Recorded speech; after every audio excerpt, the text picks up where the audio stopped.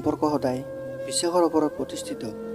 বিশ্বাস থাকিলে অচিনাকি এজনো আপোন হ'ব পাৰে, কিন্তু বিশ্বাস নাথাকিলে চিনাকিজনো অচিনাকি হৈ পৰে।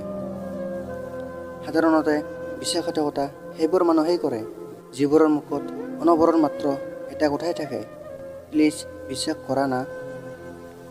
পৃথিৱীৰ ভিতৰত আটাইতকৈ মূল্যৱান বস্তুটো হ'ল বিশ্বাস। কাৰণ বিশ্বাস থাকিলে কোটি কোটি টকা ধাৰ দিবলৈ সাহস পাব, কিন্তু যদি বিশ্বাস নাথাকে তেনেহ'লে 100 টকা এটা দিবলৈও 100 বাৰ ভাবিব। টকাৰে সকলো বস্তু কিনিব পাৰি, কিন্তু বিশ্বাস কোনোদিনে কিনিব নোৱাৰি। বিশ্বাস নিজে বনাব লাগে। বিশ্বাসতকৈ দামী বস্তু আৰু নাই, কাৰণ ভগৱান আছেনে নাই আমি নাজানো।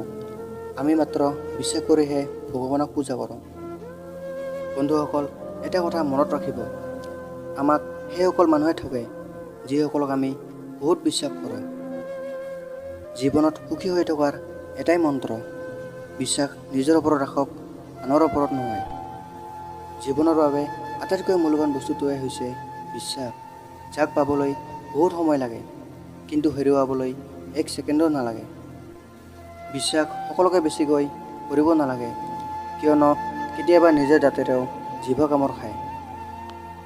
যেতিয়া কাৰোবাৰ ওপৰত বিশ্বাস হেৰাই যায়, তেতিয়া আৰু ক্ষমা কৰাৰ কোনো অৰ্থ নোহোৱা হৈ যায়।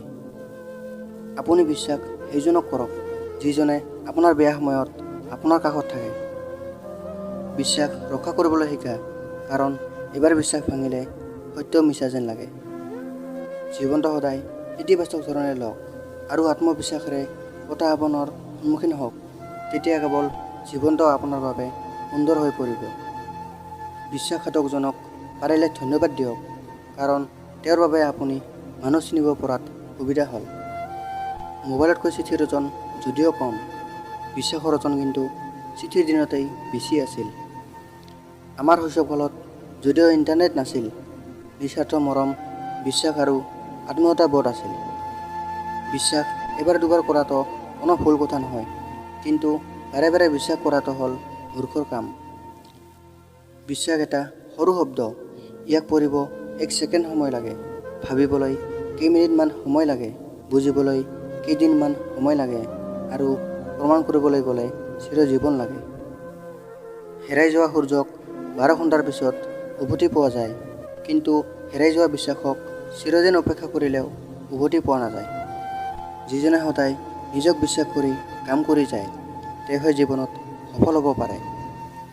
যদি জীৱনত সফল হ'ব বিচাৰিছা, তেনেহ'লে সদায় মা-দেউতাক আৰু ভগৱানক বিশ্বাস কৰা, লগতে নিজক বিশ্বাস কৰাটো অত্যন্ত জৰুৰী। বন্ধুসকল, আজিৰ ভিডিঅ'টো কেনে লাগিল প্লিজ কমেণ্ট কৰি জনাব। আৰু যদি আগলৈ এনেকুৱা ভিডিঅ' চাব বিচাৰে, তেনেহ'লে মোৰ চেনেলটো আপোনালোকে ছাবস্ক্ৰাইব কৰি দিব, লগতে বেল আইকনটো প্ৰেছ কৰি দিব। আজিলৈ ইমানেই, বাই বাই।